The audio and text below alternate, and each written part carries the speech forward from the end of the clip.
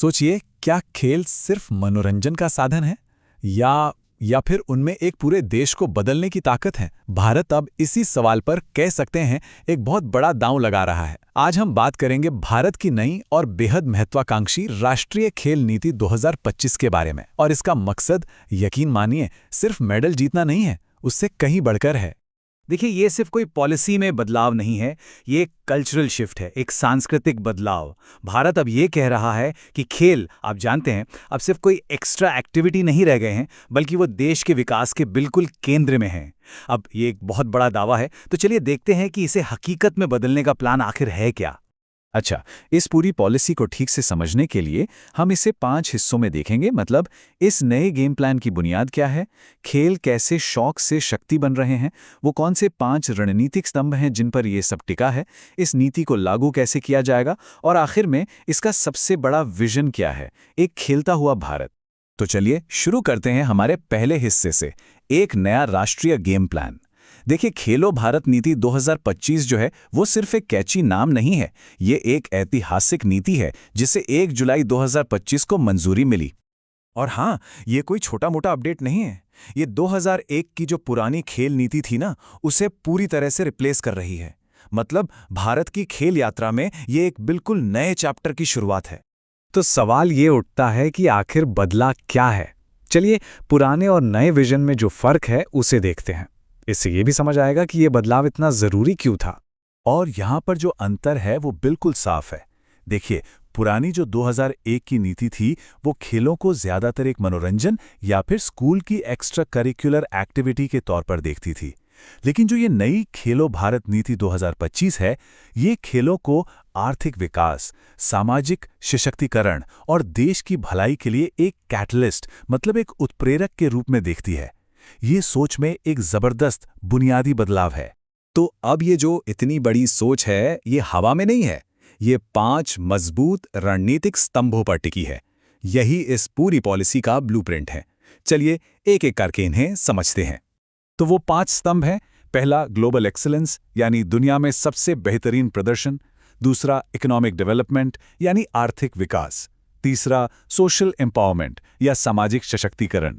चौथा, mass participation, मतलब ज्यादा से ज्यादा लोगों की भागीदारी। और पांचवां, एजुकेशन इंटीग्रेशन, यानी शिक्षा के साथ खेलों का जुड़ाव। यही वो नींव है जिस पर पूरी खेल नीति 2025 खड़ी है। सबसे पहले बात करते हैं पहले स्तंभ की, ग्लोबल एक्सीलेंस। इसका सीधा सा मतलब है अंतर्राष्ट्रीय खेलों में भारत के प्रदर्शन को और मजबूत करना। इसका फोकस भारत को एक ग्लोबल स्पोर्ट्स पावर हाउस बनाने पर है। और ये होगा कैसे? ग्रास रूट लेवल से, यानी जमीनी स्तर से लेकर टॉप एथलीट्स तक एक ऐसी मजबूत टैलेंट पाइपलाइन बनाकर जिससे भारत इंटरनेशनल स्टेज पर कमाल कर सके। और लक्ष्य कोई छोटे मोटे नहीं हैं। इस ग्लोबल एक्सेलेंस के पीछे एक बहुत बड़ा सपना है, और वो है 2036। जी हां, इस नीति का एक बड़ा मकसद भारत को 2036 के ओलंपिक गेम्स की मेजबानी के लिए एक मजबूत दावेदार बनाना है। अब आते हैं दूसरे स्तंभ पर, इकोनॉमिक डेवलपमेंट। यहां सोच ये है कि खेल क्षेत्र में जो आर्थिक क्षमता है उसे पहचाना जाए और उसे बढ़ाया जाए। मतलब, खेलों को सिर्फ एक इवेंट की तरह नहीं, बल्कि आर्थिक विकास, रोजगार और टूरिज्म का एक इंजन बनाने का प्लान है। इसे एक पूरी इंडस्ट्री के तौर पर डेवलप करने की बात है।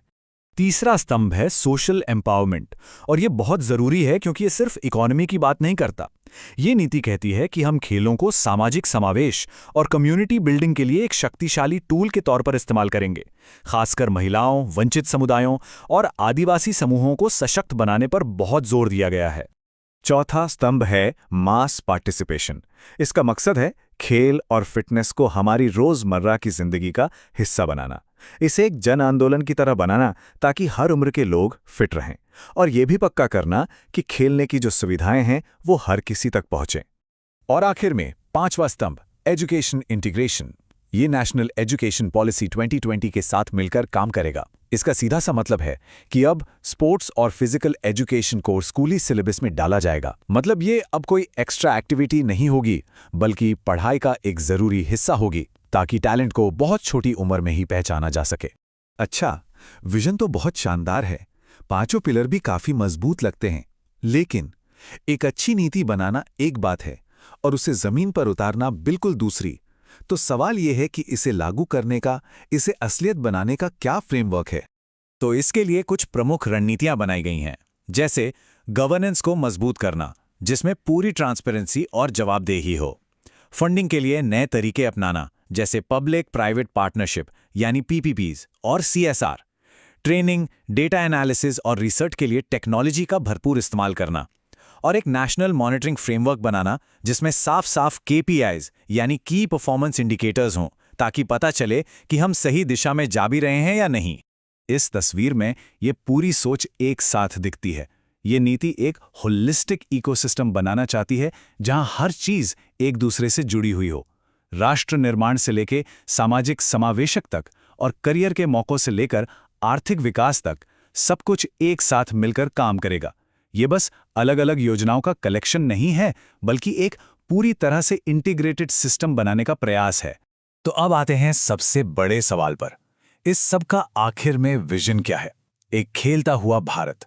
और जैसा हमने शुरू में कहा था, बात सिर्फ मेडल जीतने से कहीं आगे की है। ये जो कोट है, ये इस पूरी पॉलिसी का सार है। इसमें कहा गया है कि यह खेल को एक जन आंदोलन के रूप में देखती है, एक ऐसा आंदोलन जो समाज के हर वर्ग में फिटनेस, अनुशासन, टीम वर्क और राष्ट्रीय गौरव को स्थापित करता है। सोचिए, ये कितना बड़ा और शक्तिशाली विचार है। तो असल लक्ष्य है एक ऐसे भारत का निर्माण करना जो सिर्फ खेल के मैदान पर ही नहीं, बल्कि जिंदगी के हर पहलू में हेल्दी हो, मजबूत हो और आत्मविश्वास से भरा हो। तो हम उसी सवाल पर वापस आते हैं जिससे हमने शुरू किया था। क्या खेलों के लिए एक नया गेम प्लान वाकई एक पूरे देश को बदल सकता है? देखिए, पॉलिसी तो बहुत महत्वाकांक्षी है, विजन भी एकदम साफ है, लेकिन असली परीक्षा, असली टेस्ट तो इसके इम्प्लीमेंटेशन यानी इसे लागू करने में ही होगा।